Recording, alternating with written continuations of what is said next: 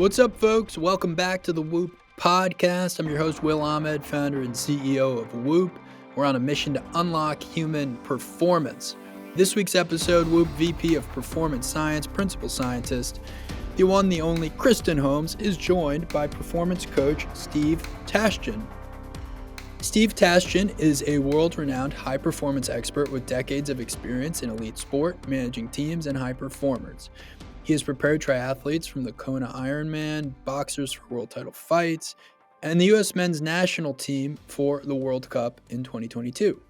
Kristen and Steve discuss Steve's views on high performance, how he trains athletes versus how he trains executives and coaches, the keys to performing under pressure, how to mentally prepare for big moments and challenges, fighting groupthink in elite organizations and teams, and stories from some of his most successful teams and athletes. If you have a question was answered on the podcast, email us, podcast@whoop.com, call us 508-443-4952. Here are Kristen Holmes and Steve Tashjian.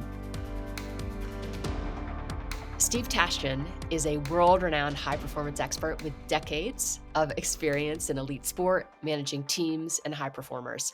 He has prepared triathletes for the Kona Ironman, boxers for world title fights, and US men's national team for the World Cup in 2022. And Steve was a performance coach for the English Premier League team Everton Football Club, which I hear, Steve, is just a brutal place for everyone to play in that stadium. Yeah, that was probably the highlight. Is they're going to move to a new stadium here pretty soon, and which is great for the club. But I consider myself lucky in a way that I was actually part of what preceded that new stadium, because Goodison was amazing. That's a place that's got its own unique qualities, and I'll never forget games in that building for sure. Well, I can't wait to talk more about that. Outside of athletes, you've advised some of the most prominent executives for companies like Stanley 913 and organizations such as the Phoenix Suns and Colorado Rapids. So you just have this really cool breadth of experience in these high performance, high stakes, high stress environments. So really excited to just pick your brain over the course of the next hour and to try to understand, some of the things that you've learned and hopefully some takeaways for our listeners. So welcome, Steve. Great. Let's do it. I'd love to start where, what kind of got you down this path?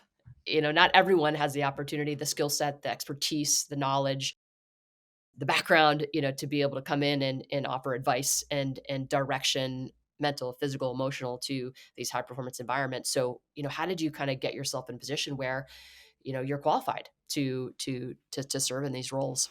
First, I'd say that you never end up where you think you're going to end up. That's the starting point. So true. Yeah, I graduated in 2002 as a physical therapist.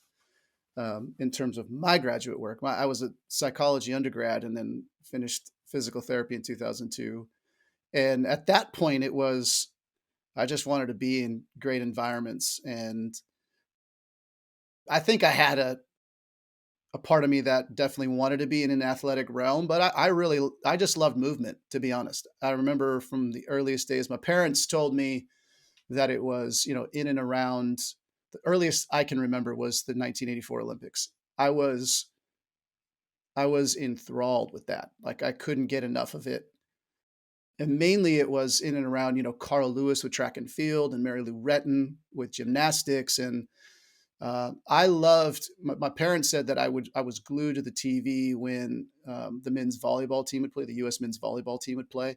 And there was just all super incredible athletic movement gurus. Just the athleticism was unbelievable. And those were the comments that I would make to my parents. It was about movement. And that was really the start of me being a person that felt like sport was going to be something, I guess, because I just loved the infinite possibilities of human movement and human potential. So I think that's where it started. And then as I finished, through grad school and started down the path, it was just about letting life kind of unfold, really. I've been in the private sector, I've been in professional sport. And over time, if you think about the book Mastery and that pathway to mastery, I don't think mine was very different, to be honest. have this chapter in your life. And in that moment, you're becoming, more capable, more competent with that particular skill set at that moment, whether it was inside the clinic, just being a therapist, being a person that could connect one-on-one, diagnose, create a plan, make people better, accomplish goals, and or whether it was athletics, even one-on-one. There's a person in front of me, there's an outcome that's desired, and just being in a place to try to create the plan that gets us there, or in a team environment where now it's very much about a vision, a greater vision. And then how do I fit into that vision? Whether it was me as a team member or eventually as a team leader, like what is it about this area that I'm involved in that, that can contribute to the overall vision of winning, the overall vision of accomplishing something greater that's outside of ourselves. And slowly but sure, you're just a part of these things in different roles throughout time. Some of them were sports medicine, some of them were sports science, some of them were end stage rehab, some of them were, head of strength and conditioning, whatever it might be. And then eventually it was performance management. Now it's about overseeing the management of this area of, player health and performance, and just juggling the change in mindset that takes place from being a team member to a team leader, and taking on all the responsibilities that come with it, and the pressures and so on and so forth. And then eventually you get to a point where all of your experiences, they culminate into something that can help other people. I guess that's the easiest way of maybe answering your question, is the transition to what I'm doing now is about a vision to serve. And the way in which I serve is defined by the experiences and the skill sets that I've developed over time. And that's really what it was about. It was not necessarily that I ever had my head wrapped around consulting in this way. It just evolved over time, and it's connected to things that I enjoy doing more than anything else. It's connected to a circumstance in my life and in my family's life where this is going to bring the most joy to my family as well. And so it's very much multivariate for sure.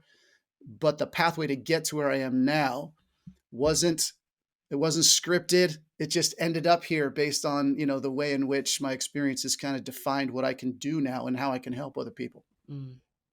It's amazing how, when we're younger, there's just these seeds that get planted, Yeah. that Yeah. really do. I think if we lean into them and we listen to those callings, I suppose, especially when we're a bit younger, they often do lead, I think, to these incredible pathways and eventually careers, Yeah. and so I love that you have this kind of origin story that started, with movement and kind of led you down this path where you're, it sounds like you're really satisfied with your life, and a lot of that has just been, following your passion, and then I think secondarily, building skills, and that's another thing that I hear a lot of people who are really satisfied with life, is that they have accumulated a lot of repetitions. And Yes. it's those repetitions that enable you to be expert. And then, you can kind of bring that expertise to whatever your arena is, So I Absolutely. really appreciate just that path. So in our world, this world of high performance that we operate, we hear this word high performance, or these words high performance, so often. Yeah. And I think they mean, how I define it surely would be different than you define it. Sure. I'm so curious, how do you define high performance? And has that evolved over time? I'm sure it probably has, but yeah, I would really interested to hear Yeah. what that evolution looked In like. the beginning, I think I tried to create like a super intense, detailed definition, because your mind's always wrapped around this complexity, and it does evolve based on circumstances and situations that you're in. But more often than not, a fairly relevant definition for me is the relentless execution of your process. And then in other situations, it might need to actually sit higher. That might be a 10,000 feet view, maybe 100,000 feet view is the relentless pursuit of your vision. These things as they start to unfold, the high performance in and of itself, in my world, has been attached to a department, right? It's been attached to a group of people responsible for this area as it relates to player health and performance. That is a mistake. High performance is the responsibility of everybody in the organization. High performance is from the ownership level all the way to the team member, team support staff level. This is not anything that should be designated to one department of 4 to 10, 12 individuals. That's unfair, and it's not what high performance is all about. High performance is an organizational thing. It's an individual thing as well, but it's an organizational need. This is where I probably have the most passion in terms of what I do organizationally as a consultant, is I love exploring this concept within organizations. And if their goal is, we want high performance taking place within our four walls, there's a lot of questions that need to be unpacked at that point. And I think that's why many times it's inevitable that if the pursuit is high performance, you're going to eventually start investigating vision. You have to, because high performance is about execution of roles. It's about execution of standards. There's detail in all of that, don't get me wrong, but it's the focus on the execution of that standard in your role, not the outcome.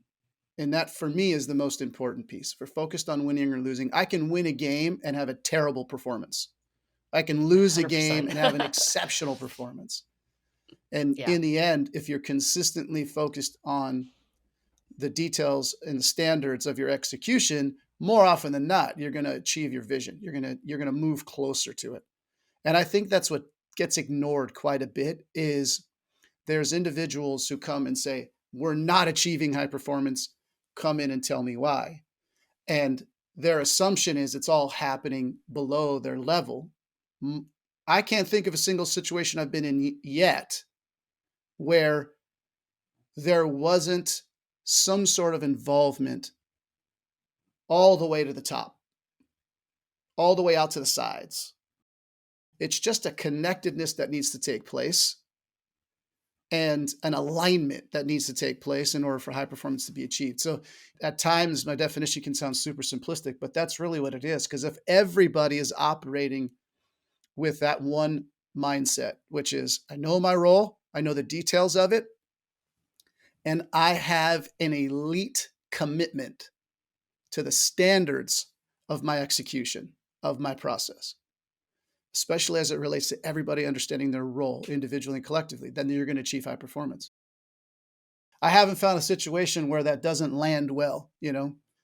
For me, if it's defined by the execution of your process, the relentless execution of your process, then you're probably going to achieve it.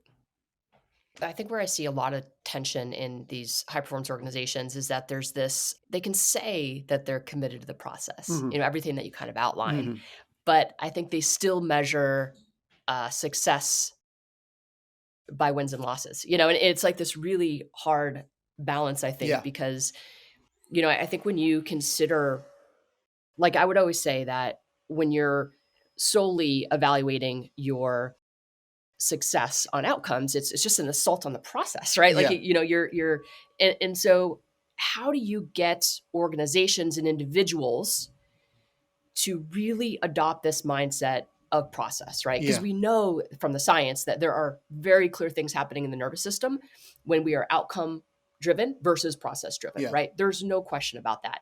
But I think that there's this society, it's just the pressures of media. There's this birdie on the shoulder that is constantly chirping about wins and losses and the opponent that we're playing, all of the things that I think are an absolute distraction if realizing our potential is of interest. So how do you think about that noise that surrounds teams and players and leaders within an organization, the owners, all of those folks who are just distracting generally, especially at the ownership level, really anywhere in an organization, if they're skeptical about the way in which, commitment to process works. I think what you have to draw attention to is that outcomes-based philosophies outcome-based mindsets will crumble under pressure, right? We're dealing with complex biological systems. Human beings are complex.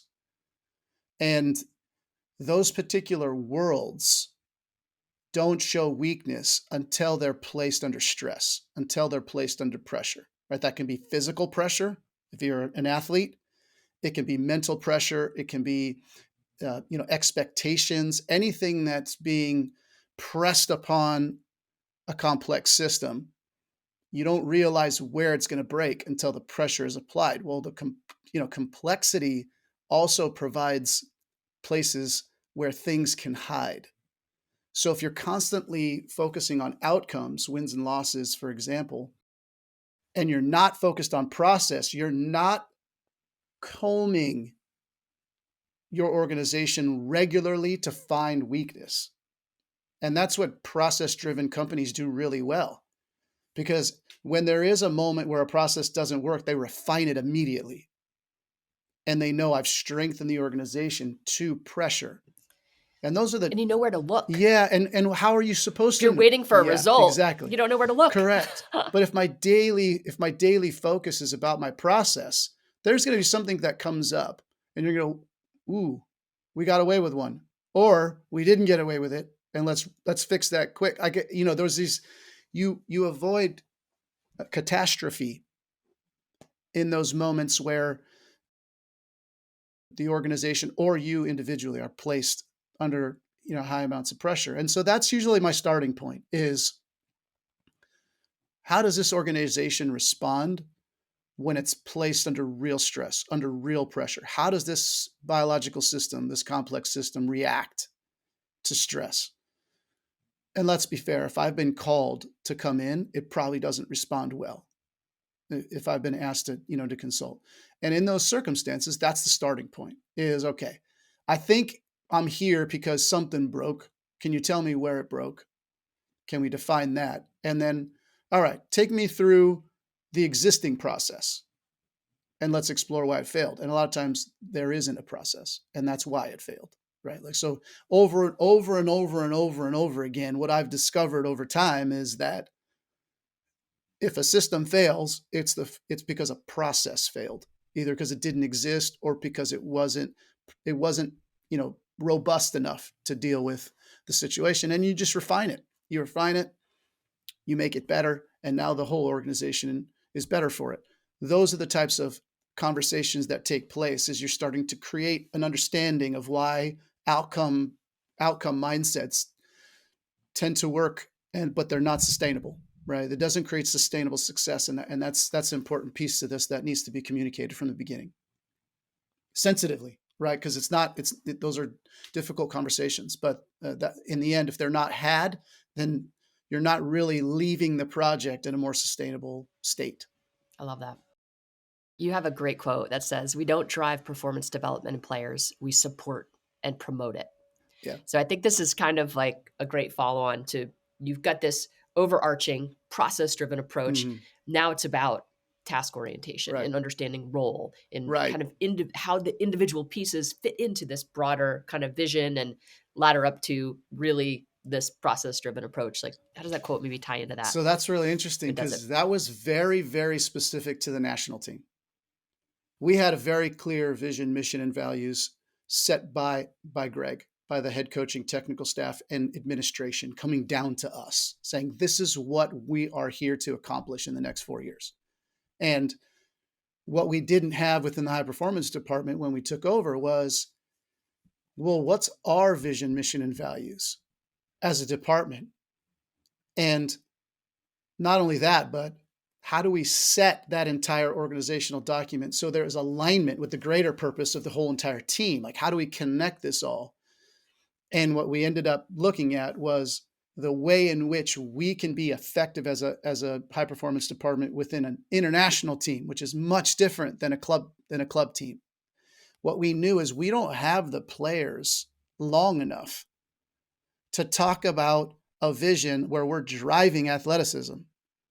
It would be unrealistic, arrogant, and short-sighted, ignorant, because we can't. And our role is to collaborate with the player's parent club to create a 360-degree player health and performance plan for the individual. So what's our role in that? Our role in that is to support and promote high performance for our athlete. And the way we do so, that all of a sudden it started to shake stuff out. So are we program designers? No, we're collaborators. We're facilitators. We provide resources. We support because we're not driving. So that was a part. It does connect to what we talked about because we realized our role quickly. And once you realize your role quickly, you can define your vision and your mission, and then start to outline what are acceptable behaviors and actions from us so that we're operating at a really high level. Now, all of our roles are super clear. And if we just do that every day, we're going to accomplish our mission. And if we accomplish our mission every day, we're going to accomplish our vision. And that is a very simplistic way of looking at the organizational structure of high performance. I love it. That's a beautiful framework. We have our individual roles, but we are committed to the collaborative process and to the group, right? We know that we have a function that's highly dependent on how we affect others. I say this often that, we're talking about complexity, and the greater the complexity of a task that's in front of you, the higher the probability that you will fail by yourself. Right? That I truly believe that. And I haven't seen a situation where that isn't true, especially as you're dealing with complex biological systems. When you're even complex organizational systems, you don't have what it takes by yourself to handle complexity. That's just the nature of it. I know it's commonsensical. It sounds like common sense, but you face it a lot. You face it a lot in organizations across all industries, not just sport, not just, the corporate world. I work in, the performing arts as well. I'm a musician and I love the performing arts. And when I'm looking at the dynamics of something as simple as a 3 to 12 piece band, when I look at, the Metropole Orchestra, when I look at the LA Philharmonic, you're looking at a very complex system. And in and of itself, to be successful, that complex system at some point has to be operating on an understanding that we need each other, right? And I do think that, that lends itself to the idea of what we were thinking when we talked about our particular role with the national team. We are connected. And if we disconnect, we're going to fail. So we just needed to stay super connected to the player, super connected to the process, super connected to the clubs, and commit holistically to collaboration, or else we weren't going to be successful. I love how you, in that example, you're able to understand your limitations to a degree and kind of build a framework that was realistic and could actually support the players in the way that they need to be supported. That's right. Because I think sometimes we often just have this idea about how we want to approach a situation or, how to fix the problem, but we're not really like meeting reality on its own terms. And as a result, the assumptions that we have and the frameworks that we put in place end up, falling down, so I love that you kind of thought about it from that perspective. Let's talk a little bit about Everton. Cause I would imagine the lessons learned there were just profound. And, what are some things that surprised you about that experience? And, what were some of the lessons or the learnings that you've been able to kind of take from working in what is arguably one of the most high pressure, high performance jobs in the world, English Premier League? I think that was the first big surprise, was like you could palpate pressure. And when I came from MLS, it's not that we didn't have pressure in MLS, but it didn't come from as many sources. You feel pressure from everywhere in the Premier League. And I was in a department that I wouldn't say you're always safe or you're super protected, but we're definitely less exposed than the technical staff, the manager, scouts, technical directors, people who are obviously more frontline and taking bullets more often, whether it be from press or whether it be from ownership, whatever it might be. But we're witnessing it all. We at least, and then a lot of times we see the change in the reaction and the mood of the people that are dealing with it. Now it's starting to affect us, because if they feel more pressure, all of a sudden they put more pressure on us. And we're in a place where where we were in the club within the sports medicine, sports science department, where a lot of times you do get a response from management. They're feeling pressure because the results aren't coming, and now all of a sudden it's, we're not fit enough, right? Too many injuries or whatever it might be. You do start to feel pressure in a different way than they're feeling it, but their behavior makes the pressure really evident to everybody. And so you just start to absorb that. And listen, when I started, this is young in my career too. For me to just deal with it and take it all in, my age was a significant contributor to the time it took for me to adjust to knowing how to deal with it. My hair was on fire when I started. It was kind of, it came kind of quickly, the opportunity. And then the next thing you know, boom, I'm joining the team. They were in the United States on preseason already. So I went from where I was, packed a suitcase, met them in Seattle. And then it was preseason, changing locations like crazy. We were in, Seattle, Colorado, Utah, Canada. And then I finally got a break, was able to come home, help my wife, for 2 or 3 days, pack up the house. And then it was back to the UK. So I was all over the place a little bit when that started. And I think it took time for me to settle as it related to what my role was.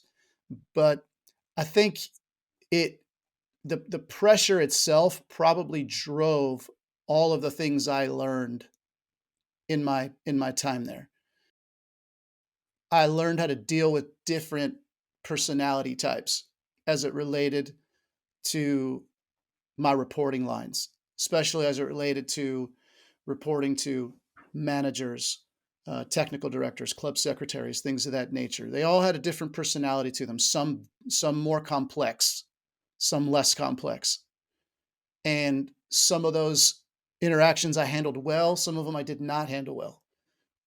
In all that's the learning process that took place for me. I think I had the opportunity to probably, utilize resources to a greater extent, financial resources, for me to improve as a practitioner, my practical skill sets. But the thing I gained more than anything else was probably my emotional intelligence skill sets, my human interaction skill sets, my leadership, people management skill sets, even with the players. Like, it was important for me. I was now in a position where I was learning how to interact with a player roster that had much more power and say in how things went on a day-to-day basis than when I was in MLS. And I'm not dealing with a fairly American dominant player roster. I'm now dealing with way more cultures than I've had to deal with in my career at this point. And players from Africa and France and Holland and Spain and Italy and England all in one place. I didn't have that at MLS. And now, so the scope of a majority of my development was now a pressure cooker and a pretty intense timeline to learn how to deal with people. And that was really, I take that period, that 5 years there, and, I equate a lot of my understanding of how to deal with conflict and, how to have difficult conversations. I did most of them for the first 2 years. I did most of them wrong. And then in the end, when I came out of that, I think I was much stronger in understanding how to deal with those circumstances, because you have to, or you're going to fail. Like, there is a lot of pressure to be able to interact and make difficult decisions in that world. I think that was the majority of it. It wasn't the skill set from a performance coach perspective or physical therapist perspective or sports scientist. It was the human element for sure. What's up, folks? If you are enjoying this podcast, or if you care about health, performance, fitness, you may really enjoy getting a Whoop. That's right. You can check out Whoop at whoop.com. It measures everything around sleep, recovery, strain, and you can now sign up for free for 30 days. So you'll literally get the high performance wearable in the mail for free. You get to try it for 30 days, see whether you want to be a member.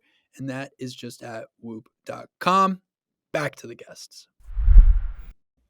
So, if you kind of look back on that experience and just thinking about this from a cultural perspective, you know, an individual from, so every individual kind of comes to that team with a different set of Yeah. experiences, perspectives. They have grown up in different homes, different environments. Like, it is, I don't think people really appreciate like how complex Yeah. an environment like that is in terms of understanding different personality types, how they respond and react to pressure. Mhm.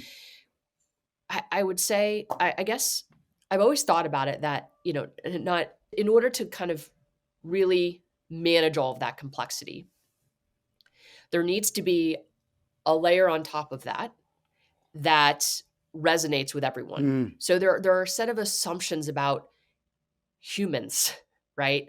That we can pull forward in an environment and create a framework around that then allow all of this complexity across this human dynamic to fit into that model. So I guess I'm wondering, when you're dealing with all of this, kind of the differences in just human experience and complexity and just then on throwing on top of that this really challenging high pressure environment, what did you what did you feel like was absolutely necessary from an environment perspective to ensure is is present in order for all of this human complexity to plug in? Mhm. Yeah, that's a really great question. I'll try to unpack that. I think first off, you have to have a servant's mindset. Like if you have a personal agenda, I found that that group was maybe pressure makes people more intuitive about being able to read what's real and what's not real. Like if there's a fakeness to what's happening, I was astonished at the intuition. Maybe the pressure does that. But from my perspective, I do feel like as soon as you step into a place where you are comfortable with being a part of something bigger than yourself, I think that lends itself to you now being in a place where you are hearing things and seeing things a different way. You're hearing more, you're seeing more, and it's providing meaning to a greater depth, meaning about what's important in this place. What are the values that maybe haven't been talked about to me, but I can see them, I can feel them, because Everton was a family club. There was a clear set of acceptable behaviors and actions in that building that didn't get communicated to me verbally. It was communicated viscerally for sure. And you won't necessarily hear them if you're in a place where you're approaching everything you do on a daily basis from a personal agenda. I would say that was the first piece. I've worked with a lot of high performance athletes and in a variety of settings, and I couldn't agree more. Yeah. That this just really this kind of buy-in to something bigger is huge. And I always feel like what underpins that though is this value of humility. Like I have all of my athletes who I think are just the greatest leaders, and the ones who, when no one is watching, are doing all of the things in the background to support their mental, physical, and emotional health. And I just feel like that, like from a like if you're Everton, if you're an organization, like I feel like recruiting individuals who are humble, who have actually a little bit of personal self-doubt, like that to me is what drives the discipline, that's required to survive environments Mhm, like that. mhm.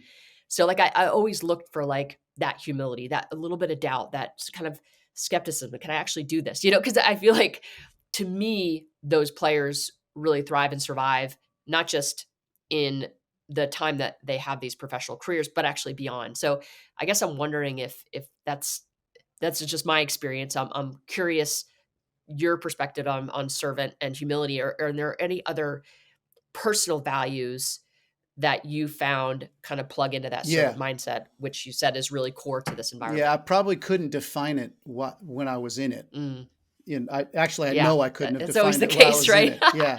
But Yeah. looking back on it now, I think the driver were the driver that I saw in those committed individuals was this sense that they knew the purpose. They knew their purpose, or they aligned something internally aligned with the club's purpose, or they just felt like they were right where they should be. They belonged, but it was connected to purpose.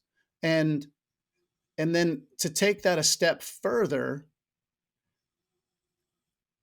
I always say that you never will be truly connected to your purpose or joy, fill in the blank, until you resign to the fact that your gifts were not meant for you, right? That's the humility piece. How can we connect to purpose, which 99.99% of the time is something bigger than yourself, if you're not willing to accept the fact that your gifts are not meant for you either?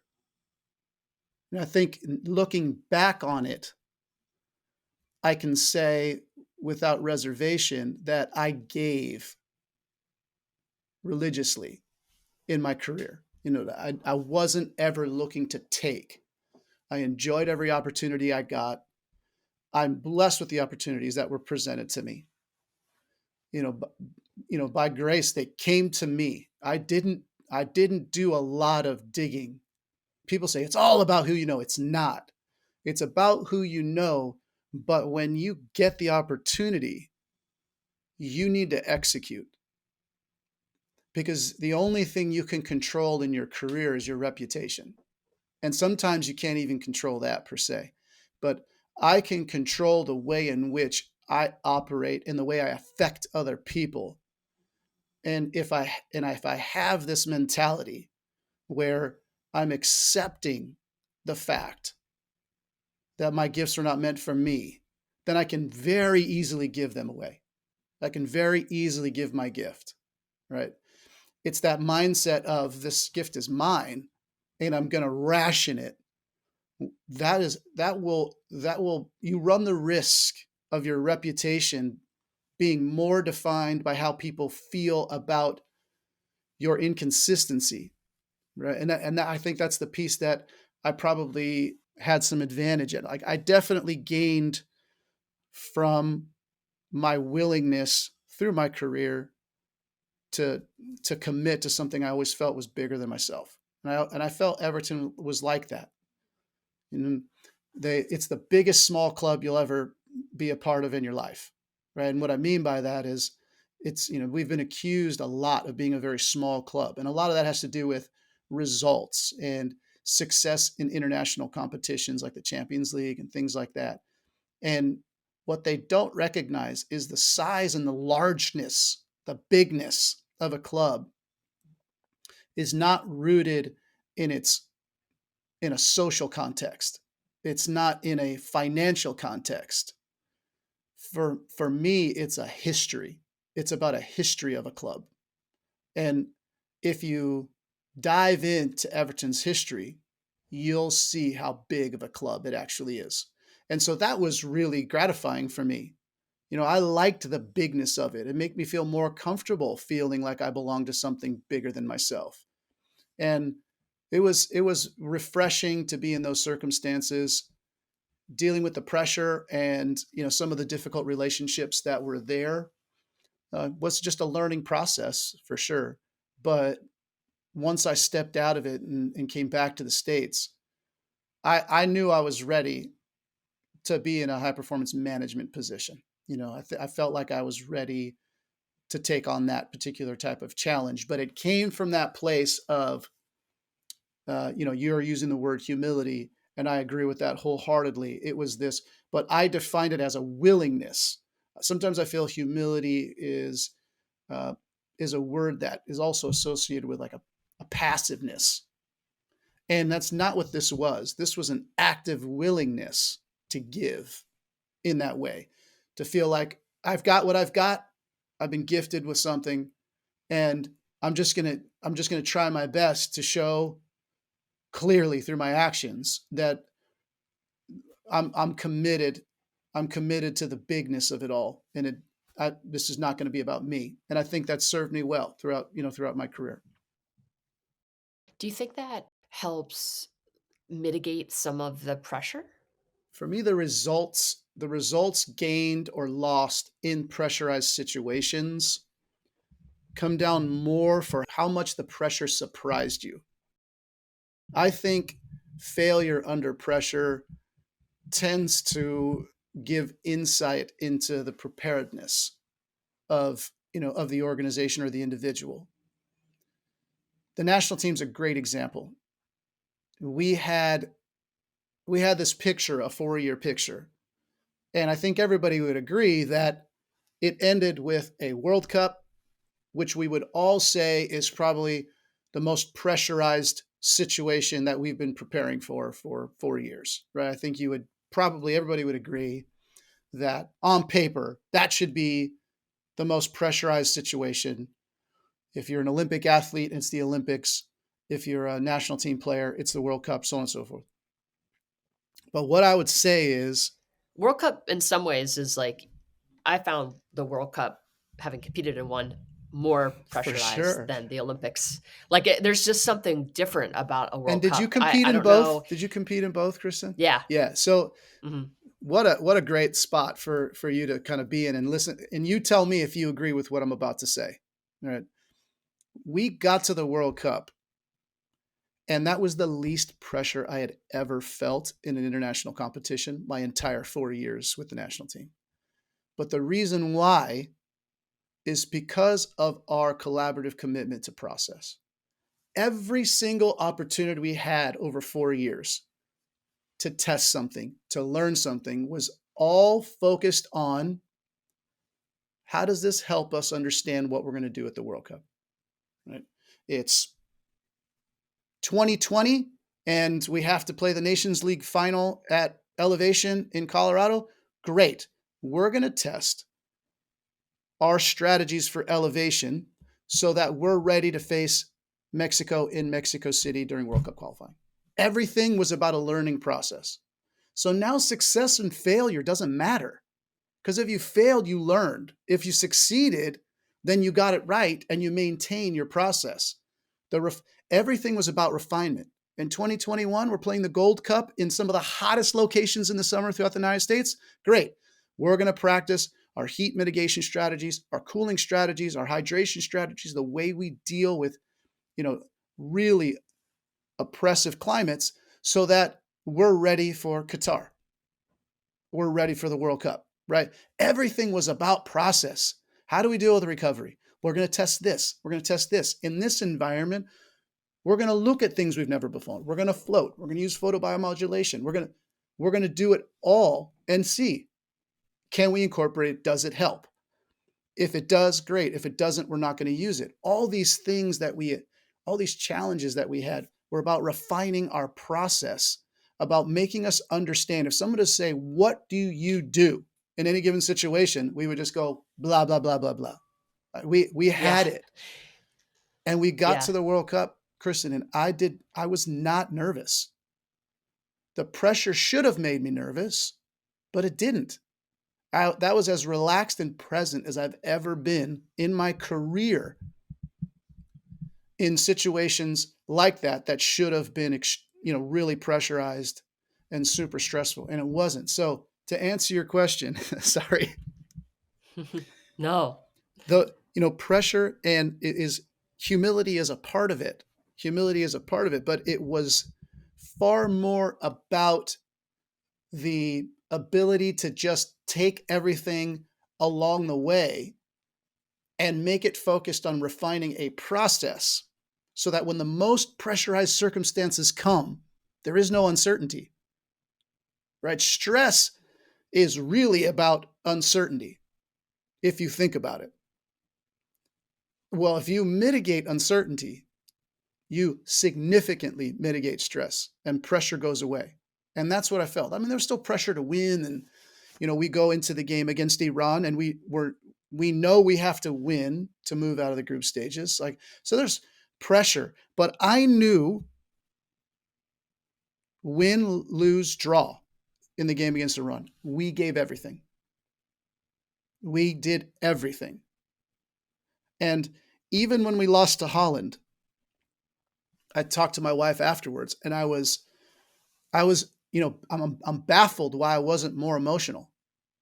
And not only that, Kristen, not only about losing and being knocked out of the World Cup, I knew that was it. I knew I was leaving the national team. That was my last game. Not everybody around me knew it. Greg knew it and some other people knew it. But at that moment, there was a lot for me to be emotional about. And I remember getting to the stands and she was like, "Are you all right?" I was like, "I'm okay." Everybody around me is in tears. And I get it. I'm not saying it's not legitimate, especially from a player's perspective. I would be distraught, and I understand it. But I don't know. I respect the emotional attachment that I was seeing, the emotional reactions I was seeing. I respect them for sure, and I have empathy and sympathy for sure in every circumstance for each one of them. I can only speak to why maybe I didn't have that emotional reaction. I was ready for it. I had done everything I possibly could. Our processes were highly successful, and I left feeling like, I dealt with the pressure and I dealt with the emotions because there wasn't anything else I could have done. I was completely satisfied because we gave everything to something that was definitely bigger than ourselves. And maybe that's the only way I can really contextualize it. Yeah. I mean, I think, when you talked about just process versus outcome in the start of the conversation, I think if you're truly living that ethos of, this isn't actually about the outcome, it's very much about the process, I think you have that kind of reaction because Mhm. you can't control talent, right? You can't control the vagaries of umpiring. And there's so Yeah. many, Right. things that can happen over the course of a match that you just don't have control of, Right. right? But all you can do is control all of the potential surprises that could happen Mhm. and do everything to prepare your athletes and the staff for those surprises. So you feel like when you step on the field, like you've basically encountered pretty much everything that you can encounter, Mhm. and at the end of the day, that's, I think, how you evaluate the success of my teams is, Mm. did we actually, fulfill our potential as a team? And what didn't we think of along the way that we could have thought about? And that's what you bring into the next year. A lot of it is, I think, the curiosity Mm. that is driving that process. And that's what I hear. You guys were curious about the effect of heat on performance. You're curious about the, different formations that the different teams at the World Cup could potentially play and how we would counter that. Like, it's like this curiosity, I think, that really is so foundational in Mhm. high performing Mhm. teams, Mhm. because I think that informs the process and Mhm. that gets everyone, I think, excited about the process. And I think that's how you kind of really uncover those potential surprises down Mhm. the road, That's it. is just leading from this place of Yeah. curiosity. But Curiosity and I love taking that. risks, Kristen, Mm, like yeah. So, I think so, that's the so one, true. hallmark of high performing teams is, high performing teams trust each other. They're connected to purpose. They all feel like they belong. They're willing to be vulnerable in front of each other. If you're willing, you're going to take risk if you're in a team like that. But innovation comes from taking risk. You hear it all the time. We want to blaze a trail. We want to blaze a trail. We want to blaze a trail. And then everything you see is fairly safe, right? If you want to blaze a trail, you need to be comfortable with setting some shit on fire, right? Like that's the How do definition. you foster that safety? Yeah. It comes from connection and belonging, first and foremost. I feel safe in a place where I feel like I belong. I don't feel like I belong unless I have alignment of my values with this group. So, what we were intent about, and I think this is important, especially as I go down this road with organizations, they go, "You're right. Let's get in a room. Like, let's get this going." Okay. Who do you think should be in the room? And we kind of go through this list, and it's usually very exclusive. It's like, listen, the start of this has to be huge, because everybody should have input into the values of the place where they work. And that's what it was with our department. What are the values of this group? I didn't want to grab Darcy Norman by himself and Ron by ourselves and the three of us in a room decide what the vision of this group is going to be. That's not going to make people feel like they belong, right? It's not. It's like, listen, let's just talk this out. I call them jump words. Give me jump words, things that make you excited about being a part of something. What would it look like? And you end up having this massive word cloud of words that mean something to people. Well, take that word cloud and then analyze it. Like, where are the consistencies? And that's why I love word cloud analysis. You get all these words that start to pop out to you. You're like, this is important to people. This is important to our organization. And you start to pull these out. Do they make buckets? Do they start to form buckets? Right? And maybe I'm an individual that gave 10 words and none of those words made it to the list. But probably all of those words fit under a bucket, right? So I start to fit everybody's contribution, because now your 10 words that might not have been the title of the bucket might define the bucket. So all of a sudden you present these values to a group and I can see myself in it. It's a mirror I can see myself in. I start to feel like I start to feel safe. Like I can trust this group. Everybody is feeling the same way.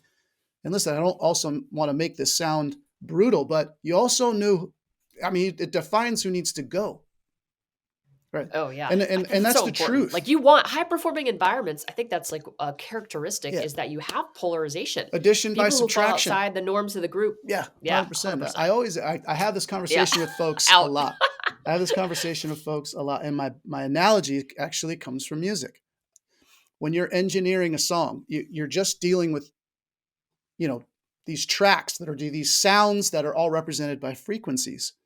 Well, when I go to, correct and really filter and EQ, a sound file, what you're taught is the first thing you do is you find harsh frequencies and you cut the frequency. I'm not going to boost anything yet. I'm not going to go find frequencies I love and boost them first. What I'm going to do is find harsh frequencies and I'm going to cut them, certain dBs, right? A few decibels. And what you'll find is as soon as I get the harsh frequencies out of the way, it's amazing what you hear. Now I can hear everything else. The harsh frequencies have been removed. I haven't boosted anything, and everything sounds louder, even though I haven't increased volume anywhere in the frequency spectrum. There's a lot of that needs to take place within organizations too, within departments. What are some of the obstacles in our way? And when I take them away, spend some time and what can I see now that I couldn't see before? Now boost. The second step is boosting, not the first step. I always feel that way. And it's an interesting philosophy that has crossed from one area of my life in sport and high performance to music altogether. It's really interesting. But as it relates to that process, sometimes the removal is far more, has a far greater effect than any sort of boosting or additions you make afterwards. And that's something that I'll always probably start with that. What are some of the things we need to stop doing? And then start working on things we need to do more of or things we need to add. Right. I think the people side of things, it's easy to be like, oh, great, we're going to stop doing, this behavior. But sometimes to your point, like you have to weed out folks who actually don't align to this bigger, for sure, broader vision or purpose, for sure. And I always would say when I talk to groups, it doesn't make that person a bad person, right? Like just because they don't align with the mission, the organization, doesn't make them a bad person. It just doesn't make them the right fit necessarily. And so I think, I think those honest conversations and an honest evaluation of really who's gonna be a key piece of the puzzle to support the mission versus not is a really important part of getting the team together, and especially when there's selections involved and where you have choices, right? So we've talked a lot about teams and You just have given us, I think, so many things, cool things to think about. You've coached and consulted Ironman athletes, heavyweight boxers, or just boxers competing for world titles. How does your approach change when you're thinking about this on an individual level? Maybe it doesn't, but are there some like kind of things that you bring into those conversations that might be a little bit different than how you think about it as a team? Or yeah, just curious your thoughts. So I guess just individual athletes versus a team athlete. Yeah. I Hmm. I know that for me, I've been a part of teams primarily my whole life, and my work at Whoop, I have started. I talk to a lot of golfers and Hmm. tennis players. Hmm. It's a single player game, and it's very interesting that those conversations, like a team versus individual, a different kind of human, frankly. Yeah. So just wondering your experience there and what kind of learnings you've had over your time. I would say my approach is very similar, but everything gets super focal because it's all going into one person.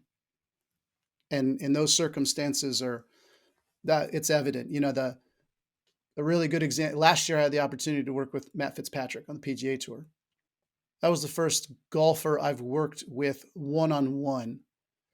That wasn't a relationship where they were coming into a clinic and I was treating them for something or we were working and then they were leaving. Like this was about, this really intensive, comprehensive care and all your efforts are going into one person, right?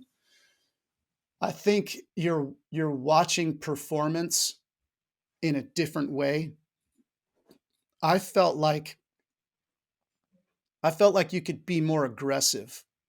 You could quickly have really important conversations and that conversation could move to action a lot faster in a one-on-one situation than in a team situation.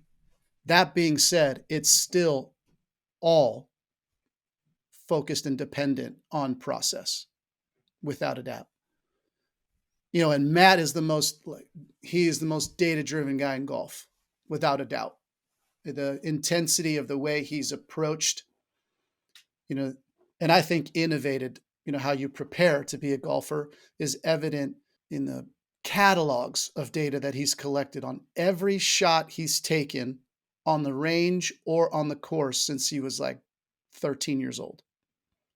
Yeah, it's intense. It still needs to be connected to a purpose. That's what I've found.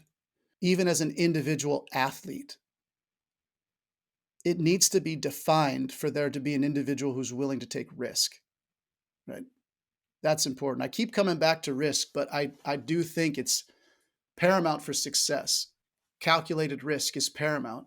I was talking with Darcy about this, and he had directed me towards a podcast. I forget the podcast, and I forget the individual's name. He's the chaplain at USC, at the University of Southern California. And at the end of the podcast, he was asked, if you can sum up in one sentence the most important advice you would give to anyone, what would it be? Kristen, there wasn't even a pause. There wasn't a moment of contemplation. Immediately, he said, take as much calculated risk as possible in your life. He said it immediately. And I was really taken by that. He didn't need to think about that. He had probably said it 1,000 times and believed it wholeheartedly. But to take risk, right, you need to feel really, really, really safe. So am I really going to take a risk when I don't know where this risk is going? If I know my purpose and I know my objective, my vision, and being number one in the world is not enough, right? Because then what? My assumption is you have the capability of being number one in the world. So once you do that, then what? A vision has to be big enough to pull you forward, right? It needs to magnetically, without you being pushed, it pulls you. And that's what keeps you committed to a process. That's what keeps you in this mindset to be able to do the work. And it's so much to be number one in the world at anything. To do that work and commit to it as exhaustive as it is, it needs to be because you're connected to something bigger than yourself. So it doesn't change. But if I don't know where this is all going, I'm going to ask myself why I'm expending energy on this risk. But if I know where it's all going, I don't have to question whether it's worth it. I'm in. I'm all in. And don't get me wrong, it's calculated risk we're talking about, right? It's not frivolous risk. But that's the key. I don't think it changes a lot. You can have the conversations faster. They can be very focal, efficient, and you can get to the root of things faster. But in the end, I'm still focusing on, my role in this was definitely take care of his body. But I took upon myself to just be looking at process. How does this person's team connect to each other? High performance, right? Like, does the right hand know what the left hand is doing? Like, all of that is similar. It doesn't matter that I'm only dealing with one person now. These people still have teams, right?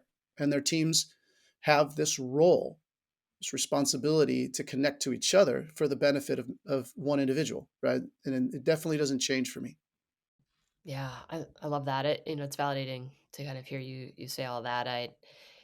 I think especially with younger athletes, potentially, and I think just people who maybe haven't been tested yet. When you understand what it is that you value, who you want to be in the world, what you care Yeah, about, I think decision making, it becomes a lot easier, and I think your perception of risk decreases. 100%. So people around you are like, "Oh, that's a risky thing," but you know, I think about like my choice to leave Princeton University, where I was very comfortable, Yeah, and like I had, and leaving Princeton, people were like, to go to a startup yeah, that had 6 months of runway. We're like, what are you doing? And I'm like, I'm just living my values, people. yeah, Like, I don't feel the risk, and I that's feel right. safe in making this move because I am just simply living my values. And I kind of go back, like when I talk to younger athletes, like I try to help create safety by saying, listen, like this isn't really risk. There are no real threats here, Mm-hmm. like overt Right, threats, right? Like you are simply living your right. values. And I think when you do that, you're connecting to this greater Yeah, purpose. And all of a sudden, you're able to kind of get into this flow that everyone is kind of, looks at you and is kind of in wonder, right. but I think that it seems like you're kind of creating that sort of connection, um, with your athletes. Yeah, I think it's essential. It's essential. And the Mm, younger they are, the harder it is to get them to connect to why I need to do this, you yeah. know. But what you illustrated is exactly why values are so important. It's about Mm, being decisive. mm, It's so true. You brought up the value yeah. curiosity, which I think Mm. is a fantastic value. I love it. And Oh, it I it agree. resonates because I have I have a mentorship client. And as I was helping him go through this process of defining his values and connecting himself to purpose, when we Mm, came out of it, he said a really important value to him is curiosity. And it sounds like it's important to you too. So when you get yeah. this opportunity to leave the stable, wonderful campus of Princeton and go to this Mm. unstable, unpredictable, startup project called Whoop, it's an easy decision. Why? Because I go through my filters. My values are my Mhm, filters. And the first one is curiosity. Okay, is mhm, staying at Princeton being curious?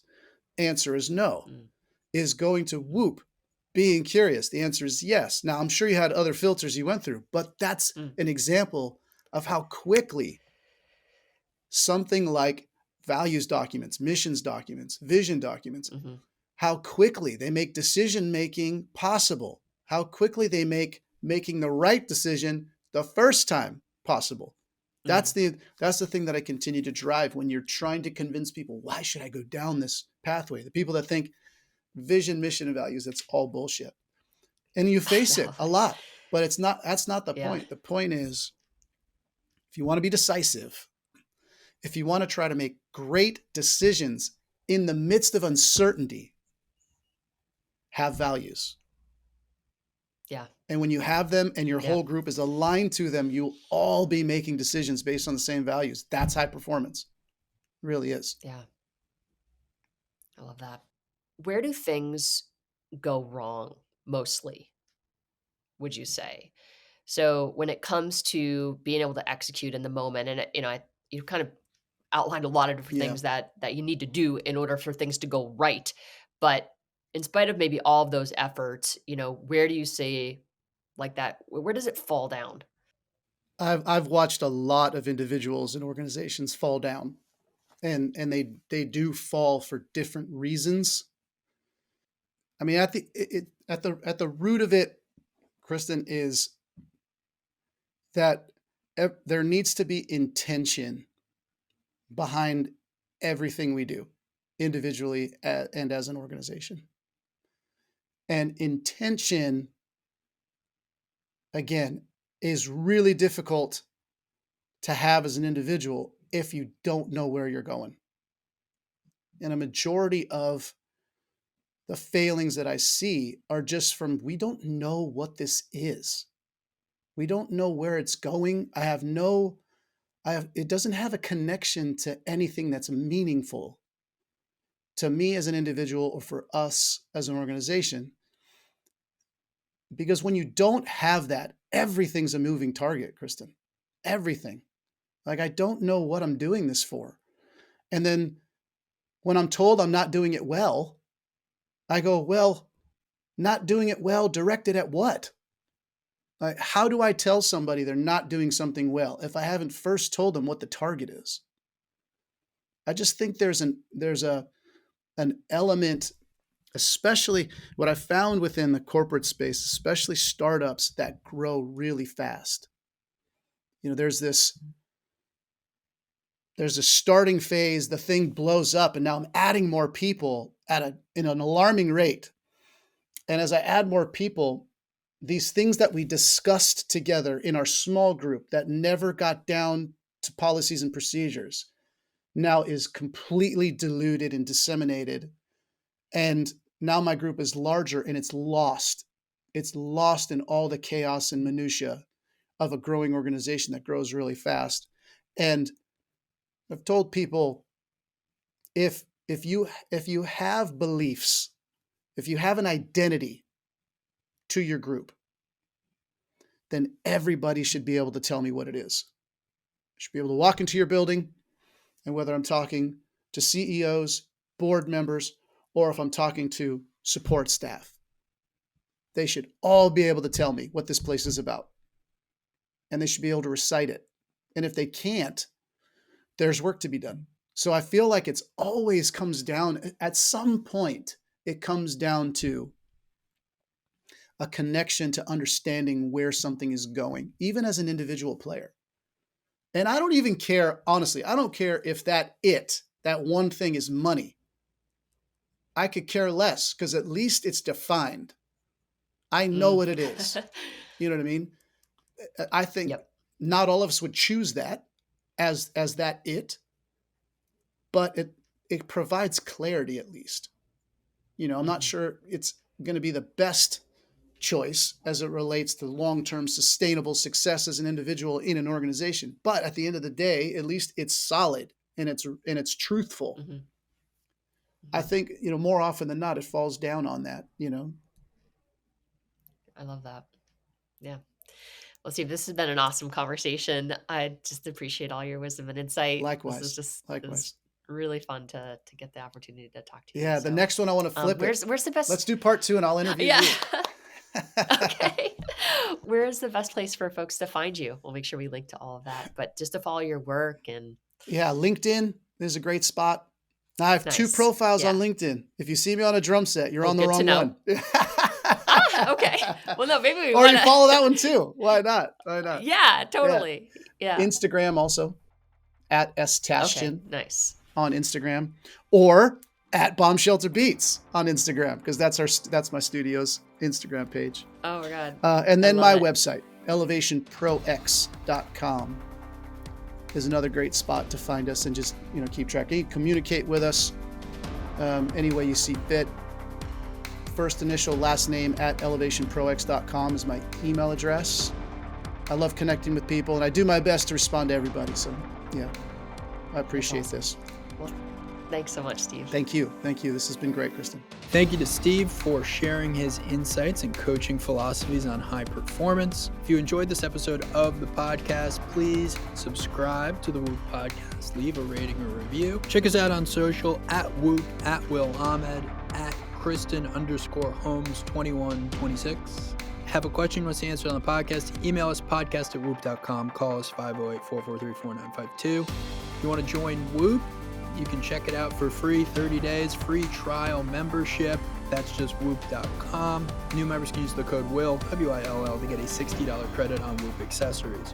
All right, folks, that's a wrap. Thank you for listening. We'll catch you next week on the Whoop Podcast. As always, stay healthy and stay in the green.